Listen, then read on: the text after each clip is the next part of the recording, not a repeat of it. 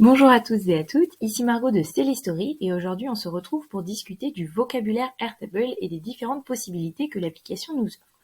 Donc Airtable, c'est tout d'abord un tableur en ligne collaboratif. Donc lorsque vous êtes dans votre compte Airtable, vous vous retrouvez dans les workspaces qui sont donc les zones collaboratives où vont être enregistrées vos bases, donc vos tableurs.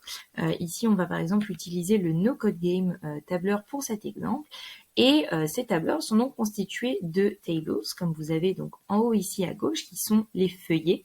Et ils sont divisés en records. Donc les records, ce sont les lignes à identifiant unique, donc dont l'identifiant se trouve dans la première colonne qui est nécessairement une colonne de type texte. Et à côté, vous avez donc les fields qui sont les autres colonnes et qui peuvent avoir des propriétés de valeurs différentes comme un simple texte, une date, une pièce jointe, etc. Il y a énormément de possibilités que vous pouvez retrouver. Notamment, vous avez la possibilité d'avoir donc des fields qui sont linked to another record ou linked to another table qui vous permettent tout simplement, donc par exemple si on choisit ici notre deuxième feuillet, eh bien de relier deux feuillets entre eux. Donc deux tables entre eux et qui va vous permettre d'activer par la suite les lookups comme vous avez donc juste ici qui vous permettent d'aller chercher des informations d'un feuillet à l'autre, d'une table à l'autre, d'une colonne à l'autre et également vous avez donc son pendant qui sont les roll-ups que vous pouvez créer également qui sont eux des lookups conditionnés à des formules.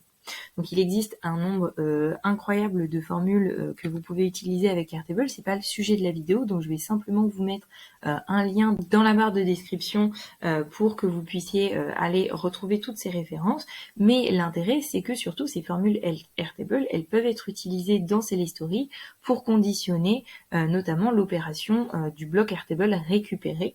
Je vous invite donc également à aller voir la vidéo donc créer une base de données Airtable, qui est une autre vidéo Célistory.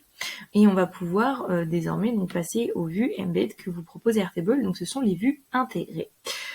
Donc l'autre intérêt effectivement de Airtable, c'est de vous permettre de partager un feuillet ou une vue spéciale de votre feuillet.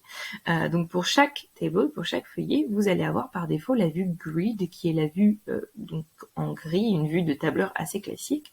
Et comme vous pouvez le voir à gauche, vous avez également la possibilité de créer d'autres vues assez spéciales. Donc vous pouvez avoir par exemple la vue calendrier, donc qui va se présenter tout simplement comme un calendrier. Vous avez la vue galerie qui se présente elle avec des cartes. Vous allez avoir la vue cabane qui va se présenter en mode post-it de type Trello, donc comme vous pouvez le voir par exemple ici. Et vous avez également une option assez intéressante, la vue forme, qui vous permet de créer un formulaire qui va permettre à quelqu'un d'extérieur à votre administration, à l'administration de votre base plutôt, publiquement ou par un nom de domaine ou un mot de passe, et bien de créer des lignes dans votre table. Donc quelqu'un d'extérieur qui va pouvoir créer des records dans votre table en remplissant ce formulaire, tout simplement. Donc une fois que vous avez créé la vue spéciale ou le feuillet que vous voulez partager, il vous suffit, donc on va reprendre par exemple là depuis gris, de vous rendre dans Share View. Et donc c'est pour partager la vue ici et vous allez avoir la possibilité donc d'embed this view on your site, donc d'intégrer cette vue sur votre site. Donc on va cliquer dessus, ça va nous amener dans un nouvel onglet. Et dans ce nouvel onglet, vous allez pouvoir visualiser donc l'intégration de votre base de données, donc soit sur une vue desktop, donc version ordinateur, ou une version donc pour mobile. Que vous avez sur le côté et il vous suffit donc de copier le lien intégré, donc qui est simplement le lien entre guillemets que vous avez ici pour pouvoir donc ensuite copier cet élément et l'intégrer donc notamment dans Célistory, par exemple dans une page web d'un menu Célistory. Lorsque l'on revient dans notre base, on va pouvoir voir également la possibilité d'extension avec des apps de Airtable. Donc les apps Airtable que vous avez sur le côté à droite en haut juste ici sont des extensions que vous pouvez rajouter à votre base et qui vont vous permettre par exemple de créer, donc il y a différents types d'apps mais qui vont vous permettre par exemple de créer des représentations statistiques en temps réel, de créer une carte à partir de vos données, etc.